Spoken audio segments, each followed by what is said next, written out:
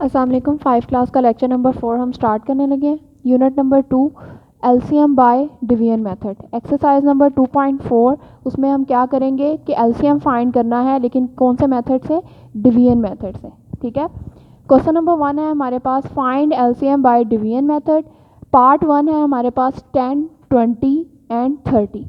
ठीक है। अब हमारे पास method LCM by division method का ये है कि हमने सारे नंबर जो से हैं वो इकट्ठे लेने हैं। ठीक है। पहले हम अलग-अलग प्राइम फैक्टर्स बनाते थे, अब हमने क्या करने हैं कि सारे नंबर जो हमें गिवन है वो हमने सारे इकट्ठे लेने हैं और उनको एटलीस्ट 2 नंबर्स हमारे जो से हैं वो एक टेबल पर डिवाइड होने चाहिए। अगर वो डिवाइड नहीं हो रहे, कोई नंबर नहीं डिवाइड हो रहा, तो वो एज इट इज़ नीचे आ जाएगा। ठीक है। अब यहाँ पे सबसे पहले मैंने कौन सा टेबल लिया है? 2 का। 2, 5 द 10। ठीक है। फिर 20 भी 2 के टेबल पर डिवाइड हो रहा था, 2, 10 द 20।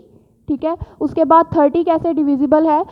2, 1 द 2। अब यहाँ से एक 1 हमारे पास रह गया, वो हमने आगे कैरी कर दिया है, तो ये क्या बन गया? 10।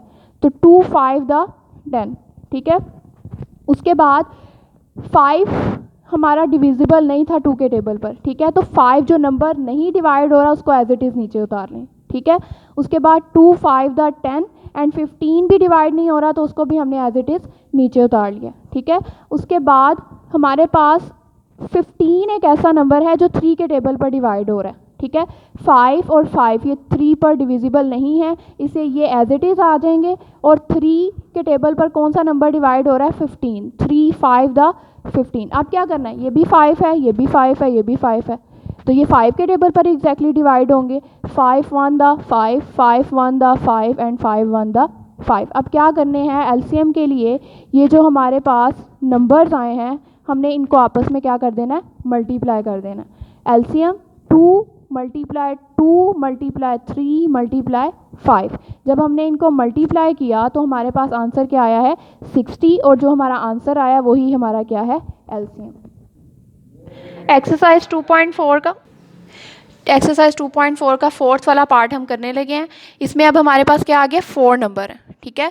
25, 40, 50 एंड 75। अब ज़रा देखें, 40 एंड 50 ये दोनों नंबर्स 2 के टेबल पर डिविजिबल हैं। कैसे? 25 नहीं हो रहा, इसको एज इट इज़ वैसे ही लिख दिए। ठीक है। फिर 2, 2 the 4 and 0 as it is आ गया, यानी 2, 20 द 40। ठीक है। उसके बाद 2, 2 द 4। अब यहाँ से 1 एक इधर आगे 0 पर कैरी चला गया, तो 2, 5 द 10। 75 नहीं डिवाइड हो रहा, वो भी एज इट इज़ आ गया। ठीक है। अब ये कौन से टेबल पर? 25, 20, 25 और 75 ये कौन से टेबल पर डिवाइड होंगे? 5 पे। 5, 5 the 25, 5, 4 the 20, 5, 5 the 25 and 5, 1 the 5। ठीक है। फिर 6 और 7, 2 हमारे पास रिमेनिंग नंबर्स हैं। ठीक है। 2 को मैंने आगे कैरी कर दिया 5 पे, तो ये क्या बन गया? 25। Then 5, 5 the 25। ठीक है। उसके बाद हमारे पास नंबर्स आ गए हैं 5, 4, 5 एंड 15। ठीक है। अब ये कौन से टेबल पर? सबसे पहले 5 के टेबल पर हमने 5 और 15 को डिवाइड किया। 5, 1 द 5, 4 एज इट इज़ आ गया क्योंकि 5 के टेबल में 4 नहीं आता। ठीक है। फिर 5, 1 द 5, 5, 3 द 15। ठीक है। अब उसके बाद 4 को डिवाइड करेंगे 2 के टेबल पर, 2, 2 the 4 and 3 as it is आ गया। जो डिवाइड हो चुके हैं उनकी जगह पर 1 हमने साथ साथ नीचे उतारते जाना है। ठीक है। 2, 1 द 2, 3 एज इट इज़ आ गया। अब ये तीनों हमारे पास क्या है? डिवाइड हो चुके हैं, इसलिए हमने क्या लिखे हुए हैं? 1। और 3 नहीं डिवाइड हुआ, इसलिए हमने 3 एज इट इज़ नीचे उतारा। लास्ट पर हमने 3 का टेबल रीड करके 3 को भी डिवाइड कर देना है। 3, 1 द 3। अब हमारे पास नंबर्स कौन कौन से आए हैं? ये नंबर्स हैं एलसीएम के। ठीक है।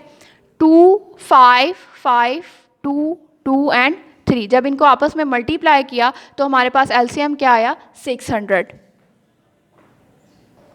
स्टूडेंट्स, आई होप आप लोगों को क्वेश्चन समझ में आ गए होंगे। मैंने आपके लिए एक छोटी सी होम असाइनमेंट रेडी की है। ठीक है। यहाँ से देखकर आप लोगों ने क्वेश्चन सॉल्व करने हैं, और जिन बच्चों के पास बुक्स नहीं हैं वो यहाँ से देखकर अपने क्वेश्चंस को रजिस्टर्स के ऊपर सॉल्व करें। Thank you so much.